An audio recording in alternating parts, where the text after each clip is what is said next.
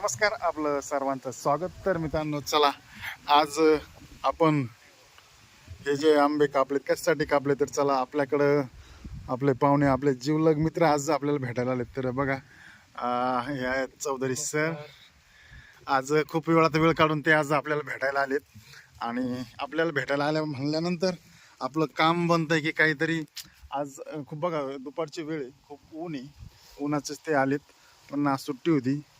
तर त्यांच्यासाठी आपण आज आपल्याकडे हे जे काही आंबे आहेत, केशर आंबे, आपण प्रत्येक व्हिडिओमध्ये तुम्हाला मी दाखवलेले आहे की कशा प्रकारे या ठिकाणी बघा आता बरेचसे कमी झालेत. आणि एक विशेषता म्हणजे आपण हे आंबे न तोडता जे काही झाडाचे पाड पडतात तेच पाड आपण खातोय. हे बघा, या ठिकाणी आपण जबरदस्त या ठिकाणी आंब्याचे आज आपण मस्त उन्हाचं खाणार आहोत. तर सर नमस्कार. नमस्कार. नमस्कार सर, काय काय चाललंय, कसं चाललंय एकंदरीत? काय नाही, मजेत. शेतीकडे चक्कर मारायला गेलतो. म्हटलं चला, नवीन सरांची आठवण झाली. म्हटलं चला भेटून जाऊया. बरं बरं, चांगलं निवांत. आम्ही पण निवांत आहेत. सध्या होतं थोडंसं कर्जमाफीचं काम, पण 2 दिवसापासून जर आम्ही थोडंसं रिलॅक्स झालोय. तर बरं झालं, खूप दिवसातून आपली भेट झाली आणि आपण या ठिकाणी आलोत. तर चला मित्रांनो, तुम्हाला जर वेळ असेल तर नक्की भेटायला, आणि भेटायला आल्यानंतर तुम्हाला आपल्याकडले केशर आंबे खायला मिळतील. तर चला आपण आता ते खाऊया, बघू. सर घ्या बरं, कसं वाटतंय टेस्ट? आपले घरचे कोणत्याही प्रकारचं या ठिकाणी कार्पेट किंवा कोणत्याही प्रकारचे आडी न घालता आपण हे फक्त पडलेले पाड या ठिकाणी खातोय सर, झाडाचे. आंबा म्हणल्यानंतर नॅचरलच असणार आणि नॅचरलची चव वेगळीच असते. बरोबर सर. काय सुंदर आहे सर.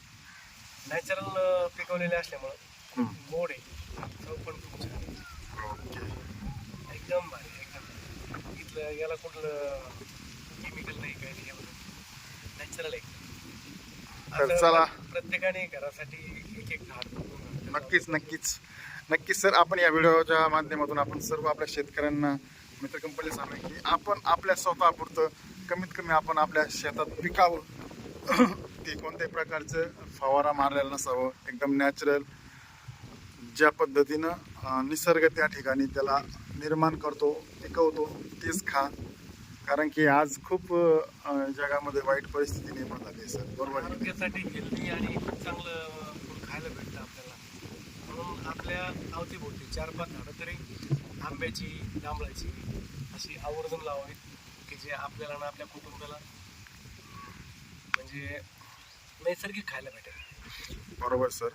सर आत्ताच एक मी मध्ये बातमी वाचली, कोणतं तरी राज्य आहे, पंजाब की कोणतं, पंजाब ते मुंबई एक स्पेशल ट्रेन आहे जे ज्या लोकांना कॅन्सर आहे त्या कॅन्सरसाठी. तर हा कॅन्सर कशा प्रकारे होतो, म्हणजे कशामुळे जास्त प्रमाणात होतो बा, काय तुम्हाला काय वाटतं? जास्त प्रमाणात शेतामध्ये जे पेस्टिसाईड वापरतो आपण, बरोबर आहे. औषधं वापरतो. बरोबर आहे. पंजाबमध्ये जास्त जास्त प्रमाणात गहू पिकला जातो आणि गव्हासाठी तणनाशक वगैरे काय जे पेस्टिसाईड असतात ते जास्त प्रमाणात वापरायला जातात. बरोबर आहे. त्याच्यामुळं तिथले जास्तीत जास्त रुग्ण हे कॅन्सरचे रुग्ण आहेत. बरोबर. आणि तिथून भरपूर लोक मुंबईकडं, दिल्लीकडे येतात कॅन्सरचे उपचार घेण्यासाठी. त्यामुळं केमिकलयुक्त खाऊ नका मित्रांनो.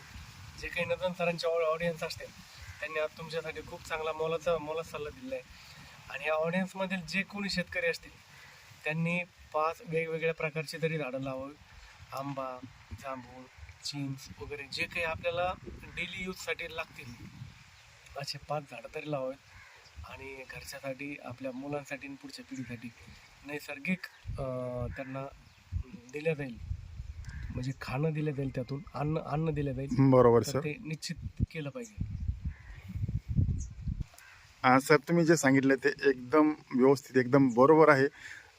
सध्याचं जे युगामध्ये खूप प्रमाणात भेसळ, आत्ताच तुम्ही बघताय की न्यूज येते की मान्य तुकाराम मुंडे साहेब ज्यांनी ज्या ज्या ठिकाणी झाडी टाकल्यात, दुधाचं असेल भेसळ, साखरमध्ये असेल, गोळामध्ये असेल, खूप प्रकारे या ठिकाणी भेसळ आहे. आणि भेसळ केल्यामुळं आपल्या आरोग्याला खूप मोठ्या प्रमाणात धोका निर्माण होतोय.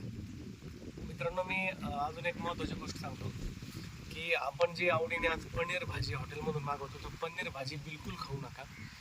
भेटलं दूध तर चांगलं प्या, नाहीतर कोरा चहा प्या. तर आज खूप भेसळ झालेली आहे. त्याच्याकरता नॅचरल झाडं लावा, किंवा झाडं जर नसेल तर तर घरीच नॅचरल जे काय आहे ते खा. आणि मी या व्हिडिओच्या माध्यमातून तुम्हाला सांगू इच्छितो की नदन सरांनी आजपर्यंत तुमच्यासाठी खूप चांगले चांगले व्हिडिओ पाठवले असतील. आणि तुम्ही नवीन असाल कुणी तर नदन सरांच्या रील्सला आणि इंस्टाग्रामला नक्कीच फॉलो करा, शेअर करा. धन्यवाद. थँक्यू सर, तुम्ही वेळात वेळ काढून आज मला भेटायला आलात. खूप मनापर्यंत धन्यवाद. आणि खूप आनंद झाला की खूप दिवसातून आपली आज या ठिकाणी भेट होती. तर चला,